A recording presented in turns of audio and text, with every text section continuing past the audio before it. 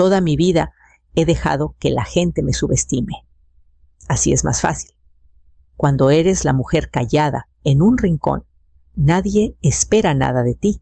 Nadie intenta quitarte lo que has construido porque ni siquiera saben que existe. Desde fuera, mi casita pintada de azul en la calle de los Laureles parece el hogar de cualquier viuda mayor. La pintura está algo descascarada. Los escalones de la entrada crujen si no pisas con cuidado y los arriates están llenos de cempasúchiles que nunca he tenido corazón para arrancar. En San Isidro todos me conocen como la señora que cose colchas para la kermés de la iglesia y vende margaritas frescas en el mercado de los sábados. Lo que no saben es que cada vez que pasan por el Salón Aurora y se maravillan con sus columnas y sus jardines impecables, están admirando mi obra. Compré ese edificio hace 15 años, cuando los antiguos dueños no pudieron pagar los impuestos. Estaba en ruinas goteras, en el tejado paredes, desmoronándose un salón de baile tan dañado por el agua que parecía el escenario de una telenovela trágica. Pero yo vi lo que podía ser igual, que vi el potencial de esta casita cuando llegué aquí con un niño de 6 años, una maleta y una montaña de deudas que mi esposo dejó atrás. Pasé las siguientes 3 décadas juntando escrituras como otras mujeres juntan alhajas. Una casa de renta se convirtió en 3. 3 se volvieron 12. Luego vinieron las propiedades comerciales, el almacén de bodegas, los estacionamientos que nadie quiso pujar. Todo el tiempo dejé que todos creyeran que yo estaba conforme con ser pequeña. Era más fácil ser invisible mientras Santiago crecía. Quería que tuviera amigos que no lo trataran diferente, porque su madre era dueña de media calle. Quería que se sintiera parte de algo. Así que nunca le conté del libro de cuentas que guardaba en la caja fuerte la hoja de balance que crecía mientras él dormía en una cama que compré de segunda mano. Nunca preguntó de dónde salió el dinero para su colegiatura. Nunca preguntó por qué siempre firmaba los contratos de renta con mi nombre de soltera, Mariana Escalera, en lugar de Vargas. Y cuando trajo a Alejandra a casa por primera vez con su cabello perfectamente peinado y cumplidos cuidadosamente ensayados, nunca me miró como ella lo hizo, como si yo fuera un rompecabezas que no valía la pena descifrar. Ayer llegó un sobre a mi mesa de cocina, grueso y color crema, con una caligrafía elegante, una invitación a su fiesta de compromiso, con una nota escrita en la letra pulcra de Alejandra. Nos encantaría verte ahí, pero no te sientas obligada si no es lo tuyo. Estuve sentada en mi coche casi 10 minutos antes de sentirme lista para cruzar las puertas de la casa de los Valdés. El estacionamiento ya estaba lleno de carros relucientes, cada uno más caro que el anterior. Alguien ofrecía copas de champán en una bandeja de plata. Sonreí cortésmente y dije que no, esquivando a un grupo de personas que hablaban de sus casas de invierno y estrategias fiscales. El salón olía a azucenas y velas caras. La madre de Alejandra, Teresa, me saludó con una alegría frágil, como quien se obliga a ser amable. Me tomó la mano con dedos fríos, me llamó Mariana querida y de inmediato se giró para charlar con otro invitado sobre las remodelaciones de su hacienda en Valle de Bravo. Me quedé cerca de las puertas de cristal que daban al patio. Nadie parecía notar mi presencia y eso me reconfortaba. Observé a Santiago al otro lado del salón con una copa en la mano y la corbata ligeramente floja. Sonreía por algo que Alejandra había dicho, pero noté la tensión en sus hombros, el leve retraso en su asentimiento cuando el padre de ella le dio una palmada en la espalda. No pertenecía a ese lugar, y lo sabía, pero eso nunca me había detenido antes. Una mujer con cabello brillante y un collar de diamantes le preguntó a Alejandra sobre los planes de la boda. La voz de Alejandra se alzó por encima del murmullo cálida y luminosa. Ya reservamos el Salón Aurora dijo enfatizando el nombre de una manera que me apretó el pecho. Mi papá tiene contactos en el consejo administrativo, así que no fue problema. La mujer asintió con aprobación. ¿Es un lugar tan elegante? La mirada de Alejandra pasó por encima de mí, como si yo fuera un estorbo que olvidó apartar. Sí, dijo. Queremos que todo se sienta sofisticado. Santiago cruzó su mirada conmigo entonces. Por un momento su expresión se suavizó casi como si se disculpara.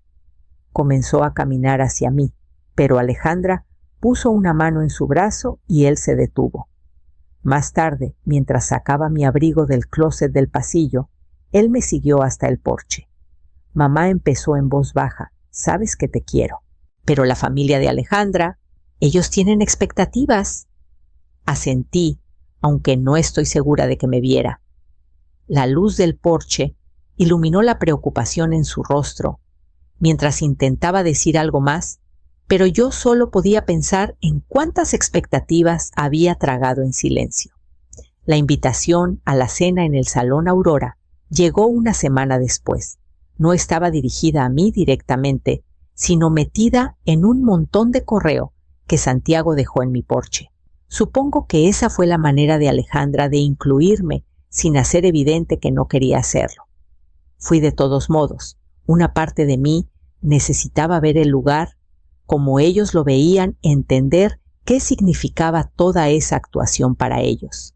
Al entrar al vestíbulo, me costó no detenerme en los candelabros que yo había restaurado o en el zócalo que mandé hacer con un carpintero de Michoacán.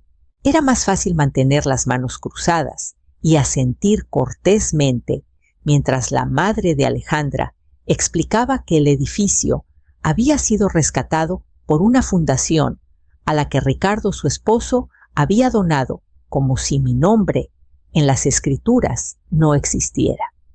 La mesa estaba puesta con manteles de lino y cubiertos de plata reluciente, cada tarjeta de lugar escrita con la letra precisa de Alejandra. La mía solo decía Mariana, sin señora Vargas, sin muestra de respeto. Solo mi nombre, como si fuera la empleada de alguien. Durante el plato principal, Ricardo Valdés se recostó en su silla, haciendo girar su copa de vino. Santiago nos dijo que tienes un negocito, dijo con una sonrisa, como si hablara del pasatiempo de un niño. Tragué saliva. Así es. Artesanías y flores, ¿verdad?, añadió Teresa, con un tono suave, pero con la mirada desviada hacia Alejandra. Sí, dije. No me molesté en explicar más. La risa de Alejandra fue suave, casi cariñosa. Es una forma bonita de mantenerse ocupada. Santiago no levantó la vista de su plato. Cuando llegó el postre, Alejandra carraspeó. «Hemos estado pensando en la boda», dijo mirando a su padre. Tal vez sería más sencillo si la recepción fuera solo para la familia cercana y amigos íntimos. Ya sabes, para que todo quede elegante. Santiago finalmente alzó la cabeza. Sus ojos se encontraron con los míos, y por primera vez vi incertidumbre en ellos. No la contradijo. No me defendió. En el camino a casa, no dejaba de pensar en esa mirada suya, preguntándome cuándo había aprendido a avergonzarse de dónde venía. Esa noche no pude dormir. Me quedé en la mesa de la cocina mucho después de que el reloj marcara la medianoche, con el silencio apretándome por todos lados. Pensé en la sonrisa calculada de Alejandra, en la cabeza gacha de Santiago, en cómo se veía mi nombre solo en esa tarjeta de lugar. Finalmente me levanté y fui al pequeño armario de mi recámara. Dentro estaba la caja fuerte que compré hace 20 años, cuando pagué la primera propiedad de renta. Mis manos estaban firmes mientras giraba la combinación y sacaba la carpeta gruesa, etiquetada como Propiedades Vargas. Extendí los papeles en la mesa en filas ordenadas. Escrituras, registros fiscales, balances. Copias de cada transferencia que pagó la colegiatura de Santiago, el enganche de su primer coche, las cuentas médicas que nunca supo que existían después de que se rompió la muñeca en la universidad.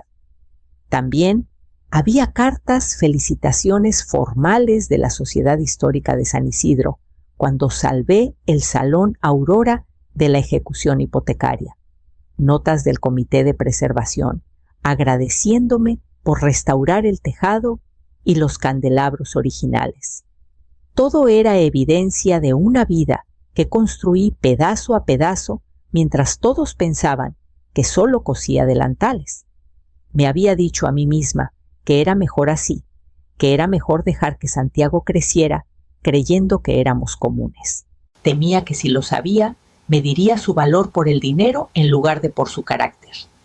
Pensé que le estaba enseñando humildad, pero al verlo sentado en ese comedor, demasiado avergonzado para mirarme, mientras su prometida minimizaba todo lo que yo había sido, me pregunté si lo único que le enseñé fue vergüenza. Apilé los papeles con cuidado, alisando cada hoja. Hubo un tiempo en que habría hecho cualquier cosa para protegerlo de los bordes afilados del mundo. Habría soportado cualquier insulto, cualquier desprecio, si eso significaba que él se sintiera seguro. Pero algo había cambiado en mí. Tal vez ya estaba demasiado vieja para seguir fingiendo que era invisible. Por la mañana, antes de que saliera el sol, me serví una taza de café y puse la carpeta junto al teléfono. Esperé hasta que la hora fuera lo bastante decente para que nadie me acusara de actuar por impulso. A las 8 en punto, marqué el número del Salón Aurora. Patricia, la gerente del lugar, contestó al segundo timbre con una voz cálida y profesional. Nunca me conoció como otra cosa que la señora Escalera, la mujer que firmaba sus cheques y enviaba bonos navideños escritos a mano. «Buenos días, señora Escalera», dijo. «¿En qué puedo ayudarla hoy?». Respiré hondo. «Necesito que canceles la reserva para la boda Vargas Valdés». Hubo una pausa. «Por supuesto», dijo con cuidado. «¿Puedo preguntar por qué incumplimiento de conducta?», dije. «Lo encontrarás en la cláusula 12. Reembolsa el depósito completo. Asegúrate de que la fecha quede reservada para la gala del hospital infantil como discutimos». Otra pausa. «Entendido. Lo manejaré personalmente». Le agradecí y colgué. Mis manos estaban firmes mientras guardaba la carpeta en la caja fuerte. Pensé que habría arrepentimiento, tal vez culpa, pero lo único que sentí fue un alivio cansado. Durante años me convencí de que proteger a Santiago de la realidad era amor. Tal vez lo fue alguna vez. Pero el amor no debería obligarme a fingir que soy menos de lo que soy. Cuando el teléfono comenzó a sonar una hora después, no contesté. Sabía exactamente quién era. Dejé que sonara hasta que el contestador se activó y la voz cortante de Alejandra llenó mi cocina. Para entonces ya había decidido que no sería yo quien devolviera la llamada.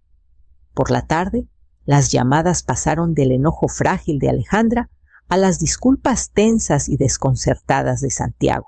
No contesté.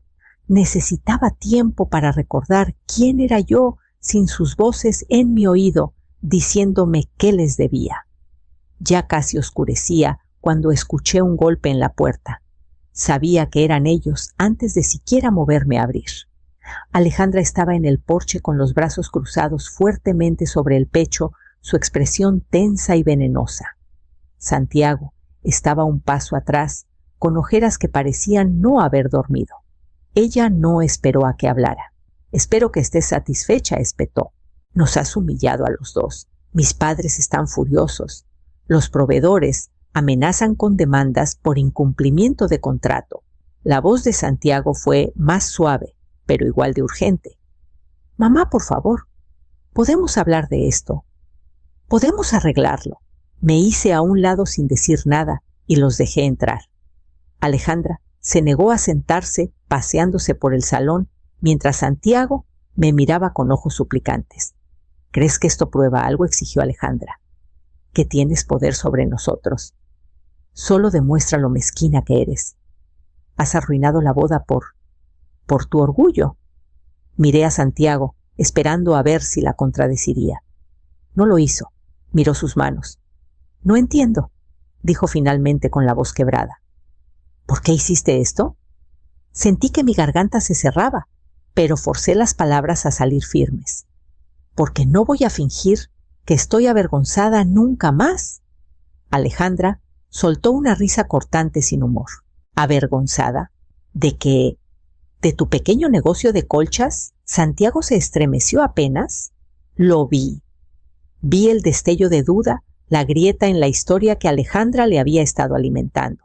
Siempre dijiste que querías lo mejor para Santiago, dijo Alejandra, con un tono bajo y peligroso. Entonces demuéstralo. Vuelve a reservar el salón. No respondí. Me giré y caminé por el pasillo hasta el armario donde esperaba la carpeta lista para decirles la verdad que nunca se molestaron en preguntar.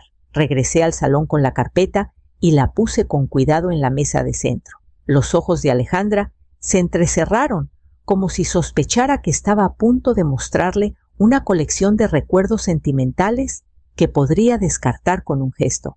En cambio, abrí la carpeta y giré la primera página hacia ellos. Esto dije tocando la escritura. Con el dedo es el título del Salón Aurora. Lo compré hace 15 años. Pagué en efectivo. Alejandra parpadeó un momento de confusión, cruzó su rostro perfecto antes de que se recompusiera. ¿Esperas que te crea eso? No le respondí. Pasé la página. Registros fiscales, facturas de restauración, cartas de agradecimiento de la Sociedad Histórica de San Isidro. Estaban parados en mi salón de baile, dije suavemente. La boca de Santiago se abrió. Su rostro palideció. Tomó la carpeta, con manos temblorosas, revisando cada línea, como si buscara una trampa, una explicación que le permitiera seguir creyendo que yo era lo suficientemente pequeña para ignorar. Cuando eras niño, dije, solía pasar por ese edificio camino al trabajo. Me prometí que si alguna vez tenía lo suficiente, lo salvaría. Y lo hice. Lo salvé, Santiago. Para ti. Tragó saliva con fuerza. Porque nunca me lo dijiste, porque nunca preguntaste. Alejandra soltó un suspiro lento, su compostura regresando como una máscara que se desliza en su lugar. Entonces eres rica, dijo sin emoción. Felicidades. Eso no cambia nada. Sigue siendo mezquina. Sigue siendo una vergüenza. Sostuve su mirada. Lo único vergonzoso es fingir ser mejor que las personas que construyeron el mundo en el que estás parada. Santiago se llevó una mano a la frente. Todo este tiempo, dije, intenté protegerte de convertirte exactamente en esto. Su voz era cruda. ¿Convertirme en qué? En alguien que cree que los demás existen para ser manejados y escondidos. La boca de Alejandra se curvó. Si crees que este pequeño espectáculo va a cambiar nuestros planes, ya lo hizo, dije. Santiago levantó la vista entonces, y por primera vez desde que entró, no evitó mis ojos. Me miró como si me viera claramente y no supiera qué hacer con lo que encontró. Alejandra se acercó a él, apretando su brazo. ¿Le vas a decir que arregle esto? No se apartó, pero tampoco estuvo de acuerdo. Su silencio fue lo primero honesto que me había dado en mucho tiempo. El agarre de Alejandra se apretó en el brazo de Santiago, su voz bajando a un tono que probablemente pensaba que sonaba razonable. Escúchame, dijo, podemos arreglar esto. Todo lo que tiene que hacer es llamar al gerente del salón y deshacer este numerito. Tienes que hacerle entender lo que está en juego. Santiago la miró con una expresión vacía. ¿Qué está en juego exactamente? Alejandra Ella soltó una risa frágil. Todo. Nuestras reputaciones. La boda. ¿Crees que mis padres van a fingir que esto no pasó? Me quedé con las manos cruzadas en el regazo, observándolos como si viera el acto final de una obra que había visto demasiadas veces. Los ojos de Santiago se desviaron hacia mí. Mamá, si alguna vez me quisiste, por favor, sentí que algo dentro de mí se asentaba. Si alguna vez me respetaste, no estarías pidiéndome esto. La boca de Alejandra se abrió. ¿Entonces eso es todo? ¿Vas a destruir el futuro de tu propio hijo por tu orgullo? Mi orgullo no es el problema, dije en voz baja. Tu desprecio sí lo es. Su rostro se sonrojó. Eres patética. Santiago finalmente liberó su brazo. Alejandra, para. Ella se volvió hacia él con la voz temblando. Si no manejas esto, lo haré yo. Te lo juro, Santiago. Si dejas que ella arruine esto. Él dio un paso atrás. Si puedes hablar así de mi madre, tal vez no deberíamos estar haciendo esto en absoluto. Los ojos de Alejandra se abrieron con incredulidad y furia peleando en su rostro. No te atrevas a fingir que eres mejor que yo. Necesitabas esta boda tanto como yo. Tal vez dijo con la voz quebrada, pero no voy a fingir que no sé quién eres ahora. La mirada de Alejandra se deslizó hacia mí fría y brillante. Ustedes dos se merecen el uno al otro, pequeños provincianos patéticos. Se dio la vuelta y salió sin decir otra palabra, dejando la puerta abierta detrás de ella. Santiago no la siguió. Se quedó allí mirando el lugar donde ella había estado, como si no pudiera creer que realmente se había ido. Santiago no dijo nada por un largo rato. Se quedó en la puerta, con los hombros hundidos, como si el peso de todas sus decisiones finalmente hubiera caído sobre él de golpe. Me quedé sentada con las manos cruzadas, porque sabía que esto era algo que él tenía que empezar por sí mismo. Finalmente tomó una respiración temblorosa y se giró hacia mí. Lo siento, dijo. Su voz era baja como si no estuviera seguro de que se mantendría firme si la alzaba. Dejé que ella decidiera cómo te veía. Dejé que ella decidiera cómo me veía a mí mismo. No me moví. Necesitaba escuchar todo. Se acercó sus ojos buscando mi rostro. Recuerdo cuando tenía 10 años y tú trabajabas en el turno de noche. Llegabas a casa tan cansada que apenas podías estar de pie, pero aún así me ayudabas con mi tarea de ortografía. Y pensé que solo estabas haciendo lo que hacen las mamás. Su boca se torció como si intentara tragar algo demasiado grande para contener. No me di cuenta de que estaba sosteniendo el mundo entero para mí. Sentí que mi garganta se cerraba, pero no dejé que las lágrimas llegaran. Todavía no. Santiago se pasó una mano por el rostro. No espero que me perdones. Dios sabe que no lo merezco. Pero necesito que sepas, ahora lo veo, todo lo que hiciste. Lo estudié por un momento al hombre en que se había convertido y al niño que solía ser superponiéndose en su rostro. Luego asentí lenta y firme. El perdón no es un regalo que exiges, dije. Es algo que te ganas, Santiago. Sus hombros se hundieron, pero había algo casi como alivio en sus ojos. Quiero intentarlo, dijo en voz baja. No sé cómo todavía, pero quiero intentarlo. Sostuve su mirada y por primera vez en años me permití creer que tal vez lo decía en serio. En los días que siguieron el teléfono sonó más veces de las que podía contar. Alejandra llamó una vez dejando un mensaje tan venenoso que lo borré antes de que terminara. Teresa Valdés envió una nota rígida en papel con relieve informándome que mis acciones habían causado una considerable vergüenza a todas las partes. No me molesté en responder. Santiago también llamó, pero su voz era diferente ahora. No había súplica en ella ni expectativa de que yo arreglara todo. Solo una resignación tranquila, una especie de tristeza que se sentía más cercana a la honestidad que cualquier cosa que me había mostrado en años. Para el fin de semana, el compromiso había terminado. Santiago me lo dijo en persona, con la voz hueca, pero calmada. Siempre iba a terminar así, dijo, solo que no quería verlo. Asentí. A veces tienes que perder lo que crees que necesitas para entender lo que realmente valoras. Se mudó del departamento de Alejandra a un lugar modesto cerca de las afueras de la ciudad. No era gran cosa un departamento de una recámara, con una estufa vieja y paredes delgadas, pero dijo que se sentía como un lugar donde podía pensar. El sábado por la mañana apareció en mi puerta con un termo de café y una sonrisa cansada. Pensé que tal vez podría ayudarte en la florería, dijo. Si te parece bien. Casi le dije que no era necesario, que no me debía nada. Pero la verdad era que lo quería allí.